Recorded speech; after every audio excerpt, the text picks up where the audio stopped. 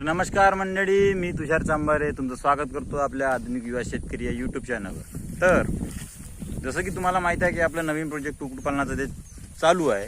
तर त्याचं काम झालंच आहे, 90% ऑलमोस्ट कंप्लीट झालं.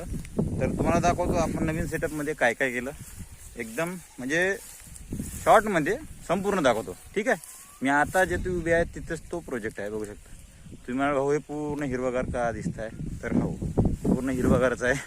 कारण काय तर आता उन्हाळा चालू आहे त्या कारणाने. तर हे बघू शकता, हे बघा, हे जे तुम्हाला म्हणजे गवत दिसतं हे सर्व हिरवं, हे सर्व आम्ही का ठेवलं तर याचं कारण म्हणजे की आता ऊन आहे, उन्हामध्ये त्यांना लपण्यासुद्धा म्हणजे लपायसाठी सुद्धा हे चांगलं निवारा होऊ शकते आणि ते ग्रीन फीड सुद्धा खाऊ शकतात. बघू शकता इकडं आपले संपूर्ण हे फक्त साफ वगैरे करायचं आहे. आपलं नवीन आता कामच चालू आहे, मला दाखवायचं म्हणून दाखवत आहे. हे बघू शकता, बघा ड्रिंकर वगैरे लावले आहे. तर आमचे साहेब सुद्धा इथं बसले. सर्वात आधी आपण सुरुवात करूया या गेटपासून. बघू शकता ही आपली एंट्रन्स आहे नवीन कुक्कुटपालनाची. या पद्धतीने आपण घरगुती गेट बनवून घेतलं आहे. सर्व म्हणजे यावर्षी जुगाडच आहे, कारण थोडंसं बजेट आपल्याला कमी होतं त्या कारणाने. बघू शकता इथे सुद्धा आपण जे आहे ते लाकडी याचा उपयोग केला आहे, सिमेंटचा एक पण पोल नाही. पण पुढच्या वर्षी नक्की तुम्हाला सांगतो पूर्ण फॅन्सिंग जे आहे ते सिमेंट पोलने होणार आहे. यावर्षी आपण थोडंसं बजेटनुसार काम करत आहोत त्या कारणाने, कारण आपण शेडसुद्धा वाढवणार आहोत आणि शेडसुद्धा याच वर्षी झाला आपला. तर हे जे तुम्हाला मधामध्ये हे बघा इथं आणि इथंसुद्धा तुम्हाला प्रत्येक जागी तुम्हाला सुबाबडी झाड दिसत असेल. आपण त्यासाठी ठेवले आहे की फॅन्सिंग थोडीशी मजबूत व्हावं. कसं आहे वाऱ्याने हे मोडेल म्हणजे लाकडाचं, पण ते टिकून राहील त्या कारणाने. आता सुद्धा यावर्षी आपण याच्या मधामध्ये या 2 झाडाच्या मधामध्ये एक झाड आणखी लावणार आहोत, जेणेकरून आपल्याला पुढच्या वर्षी सिमेंट पोल हे कमी लागतील. तर चला तुम्हाला आतून दाखवतो. हा आहे आपला शेड. तर बघू शकता इथपासून संपूर्ण तिथपर्यंत लांब शेड आहे. याचं मेजरमेंट तुम्हाला मागच्या व्हिडिओमध्ये सुद्धा सांगितलं मी की 30x17 शेड आहे. याच्यामध्ये 3 पार्टेशन आहेत. इथे कुक्कुटपालन, मधामध्ये शेळीपालन, त्या साईडला संपूर्ण कुटार व भुसा आपण स्टॉक करून ठेवला आहे तो. तर आता शेळ्यांचं त्या साईडला आहे, शेळ्यांचं मी सेपरेट दाखवतो. आता सध्या आपण कुक्कुटपालनात बघू. तर हे आहे आपलं शेड. हे बघू शकता हे रूम आहे. या रूममध्ये आपण कसं काय केलं आहे स्ट्रक्चर हे बघा. इथं आपण सुरुवातच करू आपल्या खालच्या याच्या. पण हे आपण धानाचं भुसकट जे आहे ते टाकून घेतलं आहे फिडिंगसाठी. मगाशी वाटे मांडले होते, आपले ड्रिंकर आले, फीडर यायचे आहे त्या कारणाने. इथे आपण बसण्यासाठी बघू शकता बांबूच्या सहाय्याने इथे चांगल्या पद्धतीने म्हणजे आपण काय म्हणतो त्याला एक मचान टाईप बनवलं. इथे रात्री आपल्या कोंबड्या बसतात, दुपारीसुद्धा बसतात. इथे बघू शकता कोंबड्या जे आहे ते अंडे घालण्यासाठी इथं बसल्या. इथं तेवढे या साईडनं आपण तुम्ही शेळ्या बघू शकता त्या साईडला. आपण म्हणजे ट्रान्सपरंट कशासाठी ठेवला आहे तर हवा जी आहे ते खेळती राहावं, म्हणजे वास जे आहे ते शेडमध्ये नाही होणार अमोनियाचा. त्या कारणाने आपण इथून ट्रान्सपरंट फक्त जे मुर्गा नेट आहे ते लावून घेतली आहे, जेणेकरून शेळ्या त्या साईडला राहतील, कोंबड्या या साईडला राहतील. हे बघू शकता इथे पिपे मांडून घेतले अंडे टाकण्यासाठी. पुन्हा पिपे येणार आहेत, पुन्हा आपल्याकडे स्टॉक वाढणार आहे. हे बघू शकता आपण आता पॅरेंट स्टॉक वाढवता, कारण तुम्हाला माहीत आहे की आपण हॅचरी चालू केली आहे. हॅचरीमध्ये आपल्याला पिल्ले काढायचे आहे गावरांचे. तर काही दिवसामध्ये आपल्याकडे स्टॉकसुद्धा वाढेल. तर आता पूर्ण म्हणजे या कचऱ्यामध्ये फिरत आहेत, तर तुम्हाला तेवढं दाखवणं मुश्किल आहे. पण जेवढं दाखवणं होतं तेवढं दाखवतो मी तुम्हाला. हे बघू शकता इकडे फिरत आहेत, ते तिकडे फिरत आहेत. तर हां, आता येऊ आपण आपल्या मेन मुद्द्यावर. हे बघू शकता वरती तुम्हाला जाडी दिसत आहे. तर हे एवढे उंच लावण्यामागचं कारण काय तर हे कोंबडीची जात आहे ते उडते. आणि अक्षरशः आम्ही जेव्हा नवीन या साईडला टाकलं त्याला म्हणजे 70% कोंबड्या ज्या आहेत त्या टिनवर उडल्या व उडून त्या साईडला चालल्या गेल्या.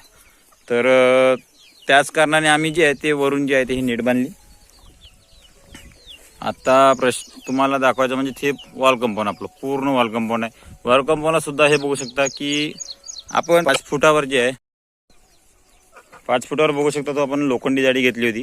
आणि त्या 5 फुटावर आपण पुन्हा 3 फूट जी आहे ती ही आपली जे का म्हणतात सुती किंवा जाळी नायनलची जाळी सुद्धा येते ते मारून घेतली, जेणेकरून आपलं पक्षी जे आहे ते बाहेर उडणार नाही त्याकरिता.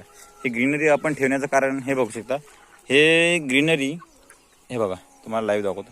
बघा ते खाता बाय. हां, ते असं खात असतो. त्या कारणाने आपण हे ग्रीनरी ठेवली. काही दिवसामध्ये हे वांग्याचे वगैरे झाडं जे आहे ते पूर्ण साफ होणार आहे.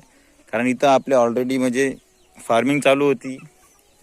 त्याकरिता हे मधामध्ये जे तुम्हाला नेपियरचे वगैरे दिसतात ते राहणार आहे. कारण त्या खाणारसुद्धा किंवा आपल्या शेळ्यांनासुद्धा होणार. ते आपण इथून कट करून तिकडे नेऊ शकतो. प्लॅन्टेशन होणार आहे. प्लॅन्टेशन बाकी आहे पुन्हा. आणि बाकी काही नाही. बाकी मग सगळं ठीक आहे. फक्त अजोल्याचा जो आपला प्रोजेक्ट होता तो ह्या उन्हाच्यानं थोडासा जे आहे तो होत नाही. म्हणजे ऊन जे आहे थोडीशी भारी आहे यावर्षी. त्या कारणाने तर त्याला थोडंसं शेडनेट वगैरे करायचं आहे. त्यानंतर तो चांगल्या पद्धतीने होऊन जाईल. आज चाऱ्याचा विषय आला. चाराचा व्हिडिओ मी तुम्हाला सेपरेट टाकतो.